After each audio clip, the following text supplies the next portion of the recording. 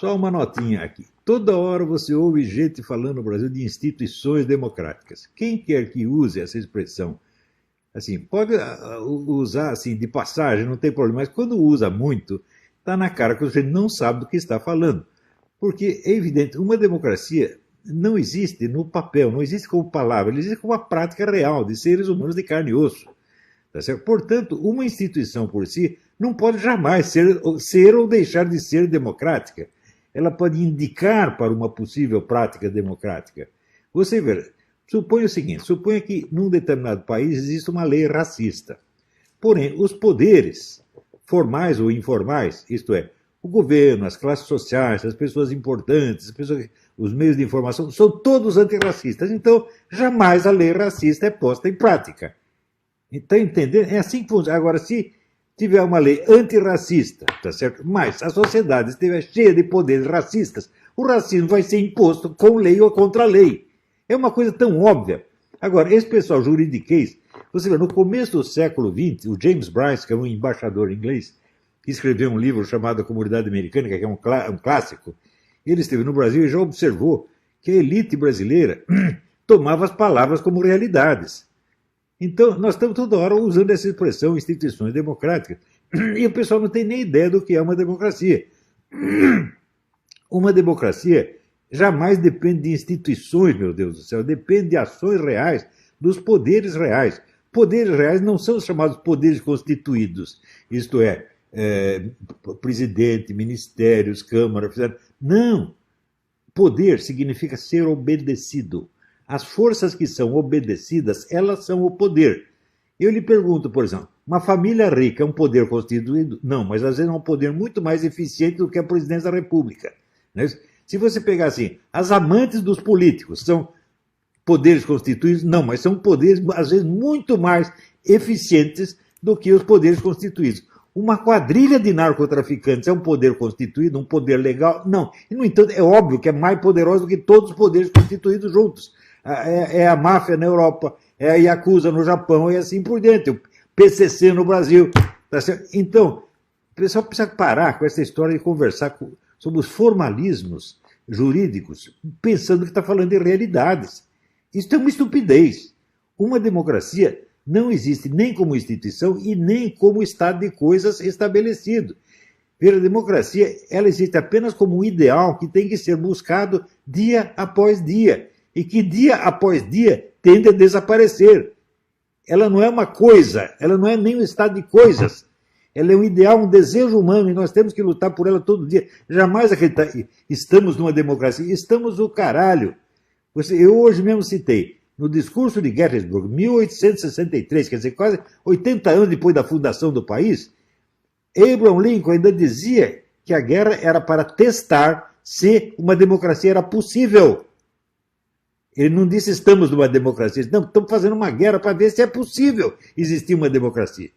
Quer dizer, ele tinha consciência do que era democracia. Agora, esses idiotas do nosso Senado, do nosso STF, tudo, não tem, os generais, não tem, nunca pararam para pensar no que estão falando, são iludidos, são auto-hipnotizados por suas próprias palavras. Eu estou com o saco cheio de gente burra, que, sabe, ouve uma palavra, pensa que está vendo uma coisa, né? A gente tem que lembrar aquele negócio de Aristóteles, a palavra cão não morde, pô. Só o cachorro de verdade é que morde. Então, a democracia não existe como instituição nem como estado de coisa. Ela é um desejo humano pelo qual nós temos que nos esforçar diariamente. Tá certo? Então, você veja, os camaradas que agora estão mandando prender pessoas por delito de opinião, eles dizem que eles são os defensores da democracia e que os defensores da opinião contrária estão ameaçando a democracia. Veja que ponto nós chegamos, meu Deus do céu. Até onde vai esse verbalismo de merda? Essa é outra coisa. Essa coisa de só falar desses assuntos com áreas respeitáveis. Veja, o formalismo educacional da linguagem brasileira é nojento, gente. É um país onde não se pode falar cu. É uma palavra que, em todos os idiomas, o pessoal usa essa expressão sem problema nenhum. No Brasil não pode falar cu. Tem que falar nádegas. Né? O que é isto? Aonde nós vamos parar com essa porcaria? Você veja, o próprio pessoal do governo trata os seus inimigos mais sórdidos com um respeito terrível.